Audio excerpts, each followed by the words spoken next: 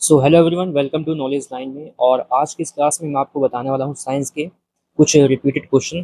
तो स्टार्ट करते हैं। पहला क्वेश्चन दिया गया है, किसी चालक में प्रवाहित होने वाले आवेश मतलब Q समय t और जिसके लिए आवेश प्रवाहित होता है, चालक से प्रवाहित होने वाली धारा के बीच सही संबंध क्या होगा। तो देखिए यहाँ पूछ रहा है धारा, करंट का फॉर्मूला। करंट बराबर क्या होता है, तो करंट हम बराबर जानते हैं, आवेश में प्रवाह की दर को हम करंट कहते हैं। दोस्तों देख क्या कहते हैं, आवेश में प्रवाह की दर को करंट कहते हैं। इकाई समय में जितना आवेश प्रवाह होगा उसे हम करंट के रूप में, धारा के रूप में जानते हैं। तो इसका जो राइट आंसर होगा ऑप्शन नंबर डी, चौथा इसका राइट आंसर हो जाएगा। करंट की जो एसआई इकाई होती है दोस्तों धारा की, वो क्या होती है, एम्पियर होती है। ये एक पॉइंट है, ठीक है। तो धारा की अगर पूछेगा इकाई क्या होती है तो वो होती है एम्पियर। तो इसका राइट आंसर होगा ऑप्शन नंबर डी, आई बराबर Q upon T. Next question देखते हैं। नेक्स्ट क्वेश्चन क्या दिया है दोस्तों, क्वेश्चन है, द्रव में होने वाली आंतरिक घर्षण को किस गुण द्वारा मापा जाता है। यहाँ बात हो रही है लिक्विड की, यहाँ बात हो रही है द्रव की। जब हम लिक्विड की बात करते हैं और उसमें इंटरनल फ्रिक्शन की बात करते हैं, तो जो गुण की बात करता है, जो प्रॉपर्टी बताता है, वो होता है ऑप्शन नंबर बी, श्यानता। श्यानता को दोस्तों बोलते हैं विस्कोसिटी। विस्कोसिटी जो होता है, सिंपल अगर शब्दों में कहूँ मैं, तो ये द्रव के अंदर इंटरनल फ्रिक्शन को बताता है। ये एक प्रॉपर्टी होती है द्रव के अंदर इंटरनल घर्षण की। आंतरिक घर्षण की जब बात करते हैं तो उस गुण को जो बताता है द्रव में, वो श्यानता होता है। ये आपको ध्यान देना है। अच्छा, दाब क्या होता है, दाब का इस जो इकाई होती है वो पास्कल होती है। दाब की ऐसा इकाई, ठीक है, पास्कल। और दाब का मतलब होता है बल बटे क्षेत्रफल। अगर मैं बोलूँ दाब का क्या होता है, तो बल बटे क्षेत्रफल, ये दाब का सूत्र हो जाता है और इसकी इकाई पास्कल होती है।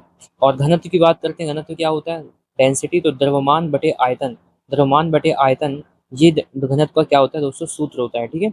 आइए नेक्स्ट क्वेश्चन देखते हैं। थर्ड क्वेश्चन दिया गया है, ठोस से, देखिए ध्यान से पढ़ना, ठोस से द्रव अवस्था में परिवर्तन को किस प्रक्रिया द्वारा प्राप्त किया जाता है। ठोस से द्रव में आ रहे हैं, तो इसका जो राइट आंसर होगा, एक बार आप बता सकते हैं क्या होगा। ऑप्शन नंबर ए इसका राइट आंसर होगा, गलन मतलब मेल्टिंग। जब हम ठोस से द्रव में आते हैं तो उसको मेल्टिंग कहते हैं।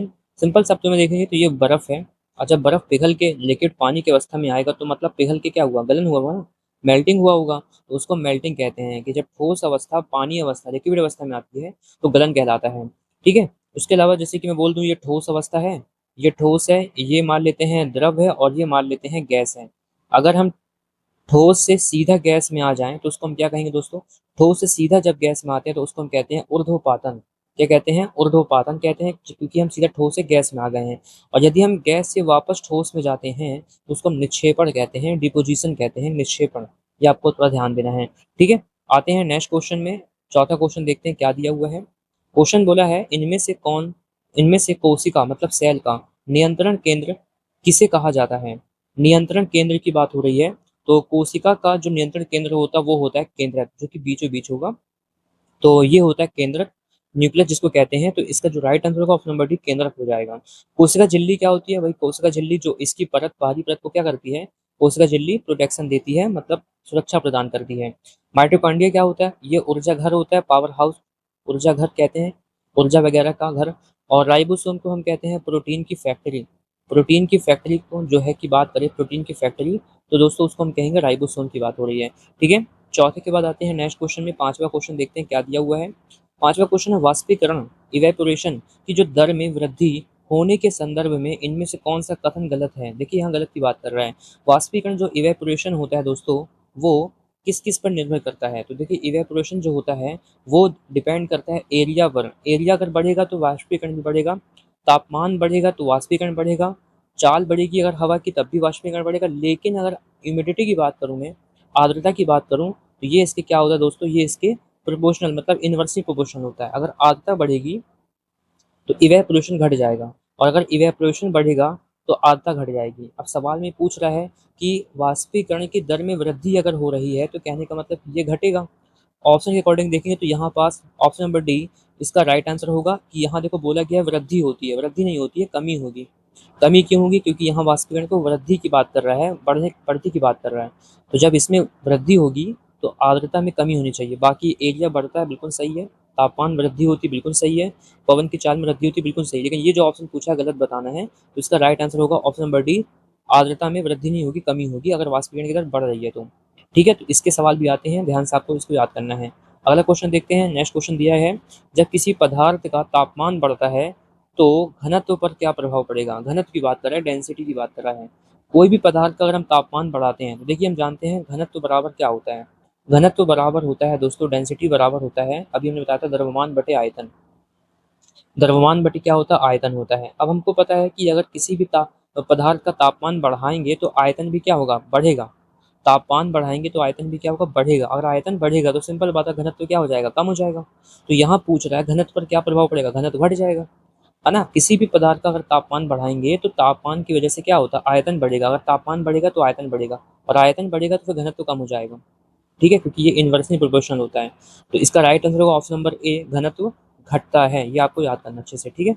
नेक्स्ट क्वेश्चन में देखते हैं, नेक्स्ट क्वेश्चन क्या दिया है। अच्छा सवाल है, इनमें से कौन सा कथन बताना है, चयन करना है, ठीक है। पहला कथन दिया है, जो गैस है, गैस कणों के बीच अधिक स्थान होने से उन्हें आसानी से लघु आयतनों में निष्पीड़ित मतलब स्क्वीज्ड किया जा सकता है। बिल्कुल कर सकते हैं, क्योंकि उनके बीच में क्या होता है? अधिक स्थान होता है। गैस के जो पार्टिकल्स होते हैं वो काफी दूर दूर होते हैं, तो इनके बीच में काफी स्थान होता है, तो इसको हम आसानी से लघु आयतन में निष्पीड़ित मतलब स्क्वीज्ड कर सकते हैं। दूसरा कहा गया है, गैस कणों की औसत गतिज ऊर्जा उच्च होती है। बिल्कुल, इनके पार्टिकल्स दूर दूर होते हैं तो इनके बीच में जो औसत ऊर्जा होगी वो भी क्या होती है? ज्यादा होती है। तो भैया इसका आंसर ए और बी दोनों होगा, तो ऑप्शन नंबर सी इसका सही हो जाएगा। ए और बी दोनों स्टेटमेंट सही कही है यहाँ पास, गैस को लेकर स्टेटमेंट सही है। अगला क्वेश्चन आते हैं, इसका राइट आंसर देखेंगे। इसके बाद नेक्स्ट आते हैं, आठवां क्वेश्चन क्या दिया है, कौन सा इनमें से वंशागति के संबंध में मेंडल के निष्कर्ष को सही रूप से दर्शाता है? देखिए यहाँ मेंडल की बात हो रही है, और मेंडल की जो वंशागति का निष्कर्ष है, वो स्टेटमेंट बताना है कौन सा सही होगा मेंडल के निष्कर्ष से। देखिए मेंडल ने अपने निष्कर्ष में क्या बताया था? दो कारक को बताया था, जिसमें एक क्या होता है? डोमिनेंट होता है, और एक होता है मतलब एक प्रभावी होता है, एक अप्रभावी होता है। एक डोमिनेंट होता है, रिसेसिव होता है। एक प्रभावी होता है, प्रभावी, और एक होता है रिसेसिव मतलब कि अप्रभावी। तो दो कारक यहाँ देखने को मिलते हैं किसके? मेंडल के निष्कर्ष से। अगर डोमिनेंट आ गया तो वो छोटे वाले को क्या कर लेगा? जैसे कि मान लेते हैं एक लंबा पौधा एक बौना पौधा है, तो जो लंबा है वो डोमिनेंट होगा और जो बौना है वो रिसेसिव होगा। तो ये दो कारक हमेशा देखने को मिलते हैं मेंडल के निष्कर्ष में।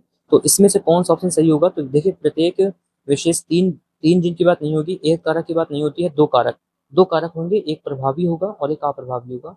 तो ये आपको ध्यान देना है, एक प्रभावी होगा एक अप्रभावी होगा, दो कारक की मेंडल ने बात करी है। एलील, ठीक है, दो कारक होंगे यहाँ पास, तो एलील होंगे यहाँ पास। तो इसका option number c right answer हो जाएगा। आगे देखते हैं नेक्स्ट क्वेश्चन क्या दिया गया है। फिर है मटर का, मटर के पौधों में विनेचन के लिए टी, स्मॉल टी मतलब बोने को बताता है। जैसे मतलब अप्रभावी, अप्रभावी विशेषक मतलब रिसेसिव ट्रेट्स केवल तभी क्यों दिखाई देते हैं जब दोनों एलील अप्रभावी होते हैं। अच्छा सवाल है, बहुत ध्यान से पढ़ना है। ये कहना चाह रहा है कि स्मॉल टी जो होते हैं अप्रभावी है, अगर दोनों अप्रभावी हैं, स्मॉल टी, तो विशेष जो है केवल तभी क्यों दिखाई देंगे हमें, है ना। अप्रभावी की बात हो रही है कि जब दोनों एलील अप्रभावी होते हैं तभी क्यों दिखाई देता है। देखो तब दिखाई देगा ना, क्योंकि अगर डोमिनेंट है, प्रभावी है, एक लंबा पौधा है एक छोटा पौधा है, जब इनका क्रॉस होगा तो क्या होगा? लंबा पौधा जो है छोटे को ढक लेगा। तो अगर मान लेते हैं इनके दोनों में एक प्रभावी और एक अप्रभावी आ गया, तो कन्फर्म है कि प्रभावी इसको ढक लेगा, तो फिर हमको अप्रभावी नहीं दिखेगा। लेकिन अगर दोनों केस में अप्रभावी हैं, स्मॉल टी दोनों केस में अप्रभावी हैं, तब हमें अप्रभावी दिखेगा। तो यहाँ पूछा गया है दोनों एलील अप्रभावी क्यों दिखाई देते हैं, कब दिखाई देते हैं? अगर प्रभावी एलील आ गया तो वो अप्रभावी एलील को ढक लेगा, इस चीज का right answer option number A हो जाएगा। सवाल को अच्छे से पढ़ना है। मटर के पौधे में विनेचन के लिए स्मॉल टी जैसे अप्रभावी विशेषक केवल तभी क्यों दिखाई देते हैं जब दोनों एलील अप्रभावी होते हैं? भाई तभी दिखाई देंगे जब ये नहीं होगा, अगर ये होगा तो ढक लेगा। प्रभावी हमेशा अप्रभावी को ढक लेता है, इसलिए ऑप्शन अकॉर्डिंग इसका right answer option number A हो जाएगा। ठीक है, नेक्स्ट क्वेश्चन आते हैं, देखते हैं क्या दिया है। इनमें से कौन सा यौन संचारित रोग जीवाणु द्वारा होता है? जीवाणु मतलब बैक्टीरिया के द्वारा पूछ रहा है, और यौन की बात कर रहा है। ठीक है, यौन संचारित रोग है और जीवाणु के द्वारा होता है।